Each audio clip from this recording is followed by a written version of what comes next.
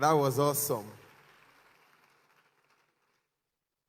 I must say that I'm often not used to listening to very long profiles about myself because, like Paul, I consider all these as,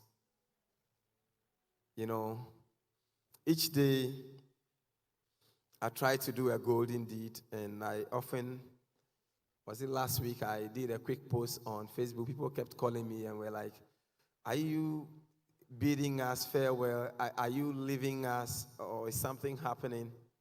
I said no, but on a daily basis, we must live as though we have 24 hours, because that is the beginning of impact. And what I shared on Facebook was, each day I do a golden deed by helping those who are in need.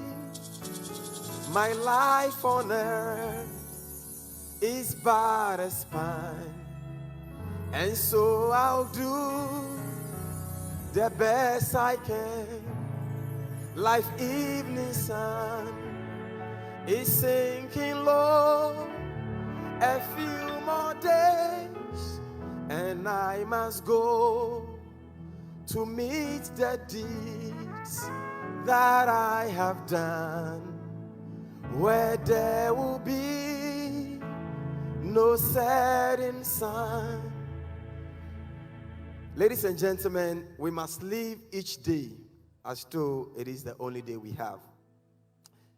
It is based on this inspiration that I want to officially welcome each and everyone to the Medina constituency. And I want to say a very big thank you to Prophet Brian Amwatin for this opportunity to be part of this great event that we need at this time and at this age. I celebrated my 43rd birthday and 11th wedding anniversary this year at Kumasi last month. And I was in Kumasi for a wedding ceremony. And on the 13th of February, I was returning back to Accra and decided to wash my car at Ejisu. So whilst at Ejisu, I met a young guy who came and hurriedly cleaned the car. And just when I was about leaving, there was another guy who came in who works with audit service. So he made me out and said, Honorable Sosu, it is nice meeting you here. As soon as the young guy heard that remark, he turned to me and said, oh, Honorable, so we a member of parliament here, Mamin Kamasem Enchro. To wit, if you're a member of parliament, let me tell you my story. And I'm saying, so, what is the issue? So he said, I am 32 years old, and I'm the first of family of 10. I completed University of Education and obtained second class honors in environmental science in 2019. And I did my national service with Foods and Drugs Board. But since then, Honorable, life has become so unbearable. I am unable to get a job. And because of that, I had to return back to Effigiasi in the new Dwabin municipality. Ladies and gentlemen, this is a graduate with second class upper, with no job, living with his old parents in a village with 9 other siblings. Life was so unbearable that he had to resort to what is popularly known as car wash, so he can make 20 Ghana cedis a day to be able to survive. So I asked him, so where are your siblings and what are they doing? He said, even if me, I have finished the university with a second class and yet with no job, Honorable, nothing can be said of them. Everyone in the family is almost destroyed. This is the story of young J. Odro Isaac. And I invited him to be part of today's event. Unfortunately, he's not gotten here yet, but he's from Kumasi and will be part of this year's iYES. Because I believe that through a forum like this, he is likely to find new inspiration to redefine his life. Ladies and gentlemen, stories like this are the realities of Ghana today. Whilst I admit that part of the reasons for non-existence of job is leadership failure in Africa, because successive governments in Africa, and for that matter in Ghana, have failed to make the requisite investment in the productive sector, service sector, agriculture sector, and also failed to create the needed environment for the survival and participation of private businesses that have the potential of turning out the needed jobs. I also believe that there is a clear disconnect between the job market and the kind of training our young graduates undergo today in Ghana. And not until we are able to find the balance, the situation is not likely to change in the foreseeable future. But I believe, again, that occasions like this gives us the opportunity not to only think outside the box, but must begin to think as though there is no box at all. It is enough to continue thinking outside the box. We've gotten to a position where we must go beyond boxes. We don't need to think like there is even a box anymore. And that is what I believe this event is going to present us. The question is, if you look at all the challenges that we have in our society today, who do we blame? It is so easy to lay blames. And many times, every individual, and including most young people, believe that the world owes us something. And we owe the world nothing. And so most often than not, it is so easy to blame your math teacher for failure in maths. It's so easy to blame your English teacher for failure in English. It's so easy to blame your parents as the reasons why your life did not meet the kind of, opportunities or the kind of life you desire for yourself. But it is time for us to take personal obligation of our life. Where society fails us, we don't need to fail ourselves. Where we see darkness, we must be the light. Where there is negativity, we must bring positive energy. Where there is despair, we must be a shining hope. It is against this background that I consider this year's theme as very apt and appropriate. The theme for this year's event is not only apt and appropriate, but also timely, considering the current challenges we face as a people. The devastating effect of COVID-19 pandemic has further exacerbated the twin challenges of unemployment and economic hardship, which has already been experienced by the youth in Ghana. Indeed, before COVID-19 pandemic, unemployment was on a high, inflation was on a rise, interest rates had entered double digits, and the economy was in a decline, resulting in high cost of living, leading to reduced standard of living. As we speak today, the 2021 population and housing census conducted by the Ghana Statistical Service shows that Ghana's population has increased from 24,658,823 in 2010 to 30,832,019 in 2021. With the current rate of unemployment being 13.4%. In nominal terms, this 13.9% represents 1.55 million people who are economically active and yet do not have jobs. The age categorization of this population shows that between the ages of 15 and 24 years, who are unemployed stands at 32.8%. Now, in nominal terms, we are saying that about 10.1 million young people in Ghana who are ready to work but do not have jobs.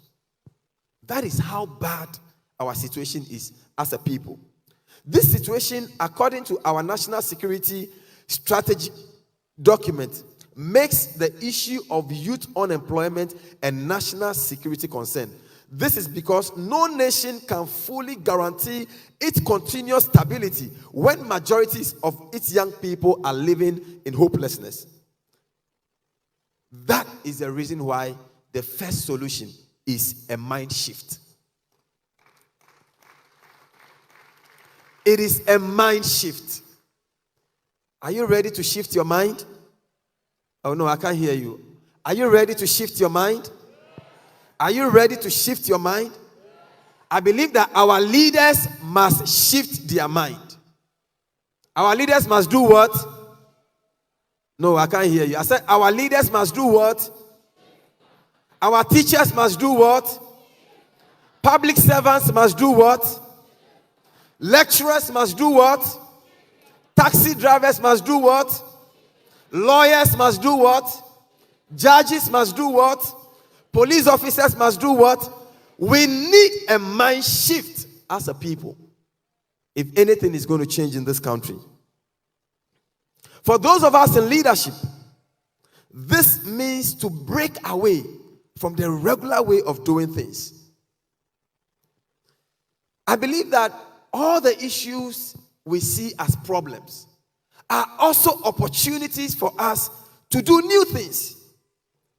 For me personally, in Medina, I was inspired by this approach of mind shifting to use all the challenges that we have as an opportunity to start new ways of doing things. And I believe that that is the reason why a lot of people today can resort to the Medina story and see the number of things that have happened in Medina. In about 15 months of my work as a member of parliament, many can attest to the major interventions in Medina and in parliament because I decided to think normally. I decided to be abnormal in my thinking. I didn't want to think the way everyone else is thinking. And you must understand that anytime you decide to shift your mind, it comes with some very strong cost, difficulties, challenges. So you must be willing to develop a mind-shifting approach to solving your problem. Together with my governance structure, I set up in my office, I introduced what we call the Medina Job Center. Now, the Medina Job Center, we have the CEO of Medina Job Center in the house. Now, if you can give us a shout out, just give her a hi. Yes. Yes, Miss Blanche. They've done so well because in less than 1 year of the introduction of Medina Job Center, we have connected over 3,500 people to jobs in Medina. At the time, everyone is saying it is impossible. Now, the Medina Job Center created various models, such as the youth in fashion, youth in hairdressing, youth in mushroom farming, youth in website development, among many others. We launched the Medina Trade Fair and Christmas Carnival to provide a platform for local entrepreneurs and small-scale industry to exhibit their products and boost the local economy of Medina. In our effort to achieve quality education, we launched the Basic School Library Project, MP's Education Scholarship Fund, and introduced the Service Above Self Best Teacher Award, which coincidentally was sponsored by the Samson Amwati Foundation. Let's give it up to Samson Amwati Foundation. Where in the history of Ghana, the best teacher of a constituency walks home with a car. It takes a mind-shifting approach to make these things happen. In health, I introduced a health project which reached out to several constituents and set up the health fund to support constituents with their health needs that are beyond their means. My biggest goal, and this is the biggest mind-shifting approach opportunity that I'm looking forward to, is to set up 1,000-bed capacity children's hospital in Damfa. Many would say, no, he's crazy. I mean, you are MP. Where will he get the money? It takes mind-shifting approach. Look, already we've been in touch with diplomatic community, philanthropists. The eminent chief of Damfa has already donated 10 acres land to build that 1,000 bed capacity hospital.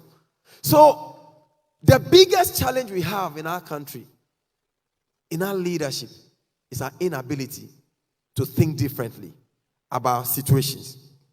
Ladies and gentlemen, over the weekend, I launched the Sosu Sports Development Project, which saw the attendance of the former Black Stars players and coaches in the bid to use sports as a tool for community development.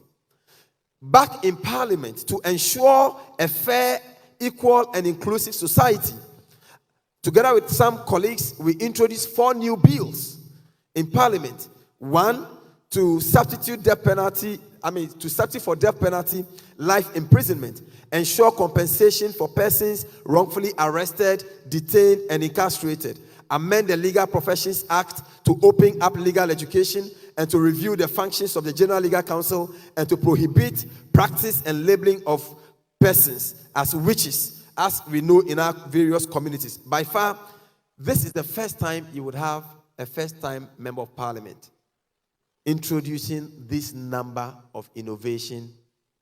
And ladies and gentlemen, the tool is mind shifting.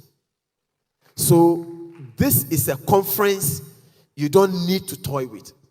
You want to follow every single session until it comes to an end, because you will find the inspiration to be the genius, the champion that you really deserve to be. Ladies and gentlemen, if I look at my journey growing up as a child, born into a family where you have a mother who is a victim of slavery, a dad who is a victim of alcoholism, and you have siblings that had difficulties with our childhood. Our very firstborn was blind. She was not born blind. She only had measles. And because my parents did not understand her condition, she became blind. And you have a secondborn dropping out of school. And I have to be the thirdborn. And going through life meant that I needed to survive on the street. On the streets of Accra, I pushed trucks. I carried loads. I was like a common kayayu. I remember when I was at St. John's Grammar School, even when I was a senior boys prefect, sometimes I would walk from Alajo Junction all the way to, you walk from Kotobabi to Alajo Junction, and just to beg for money to go to school. That was how bad it was. It got to a time when I'll be selling refresh. Now we don't have refresh. It's like Calipo. Yes. I used to sell refresh on the graphic road. And when I see my colleagues coming from school, I would dodge them. When they pass, then I resurface. Because I was battling with a very low self-image at that material time. Things were practically difficult. But if you are able to move from the street to an orphanage, and from an orphanage to the bar, from the Ghana bar to the Parliament of Ghana, what more can you not do?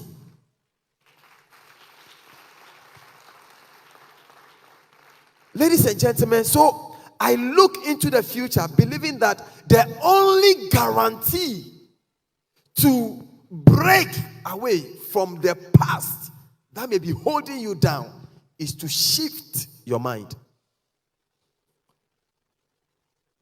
This morning, as I bring my welcome address to an end, the short welcome address to an end, let me make a proposal of the first thing you need to shift your mind on.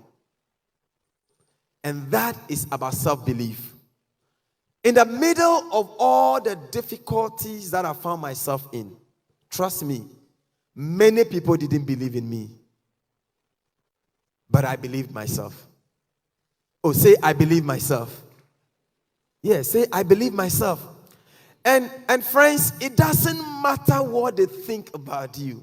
It doesn't matter what they believe about you. You see, coming from the kind of background I was coming from, when you look at me, you see, you will not be the very nicely dressed student with your, school uniform well pressed, and you see, prim and proper student. No, we were ghetto students. When we are coming, you can see that these are the ghetto boys coming. So when they look at you, they know you, what can come out? Nothing can come out of you. And I remember very well that when I got to St. John's Grammar School, I asked her, why is it that all the senior boys prefects, they are all well pressed? I mean, their uniforms, everything is on point. I said, well, if it is only the rich that can never become senior boys prefect, I want to be the fair, poor person to break the link, That one, it wasn't the 8 we were breaking. We were breaking something so that I can become the senior boys prefect. And guess what? At the final year, not only did I become the senior boys prefect at St. John's Grammar School, I was also the SRC president for Greater Accra Zone 5. So young children here, please believe. And self-belief does not mean that you are not going to have challenges. You will. You will have challenges. Look, I recall very well that at the junior high school, I stood for SRC secretary for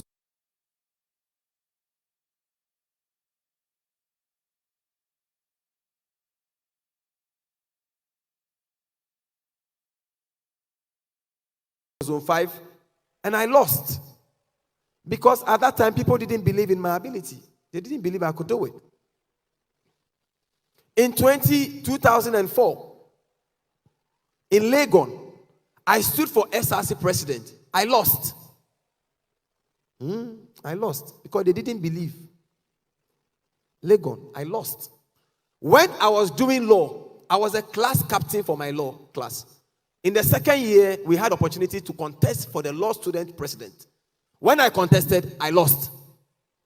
Because my colleagues in this class, they like me as a class rep, the boy, but they don't like the position. So I lost.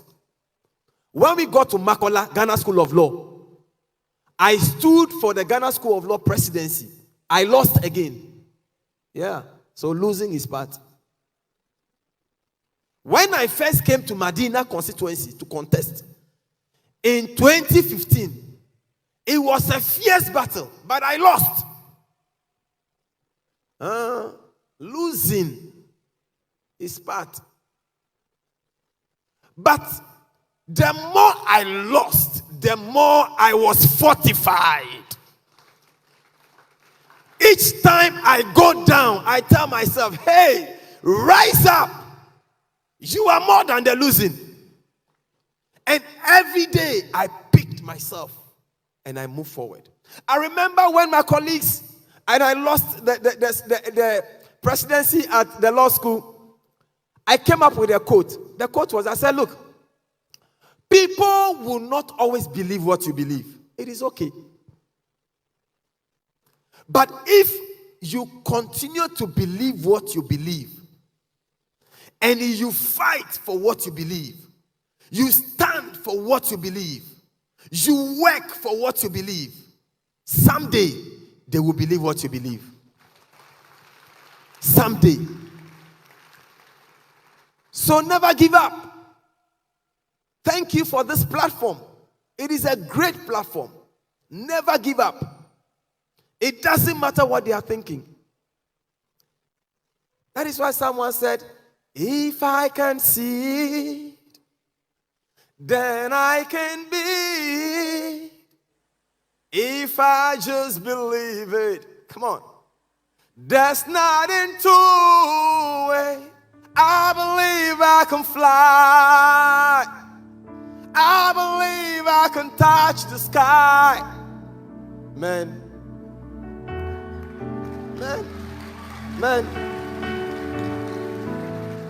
Welcome to Medina and welcome to the 2022 iYES. I believe that we will rise together and we will shift our mind. Thank you very much. God bless you. You are most welcome.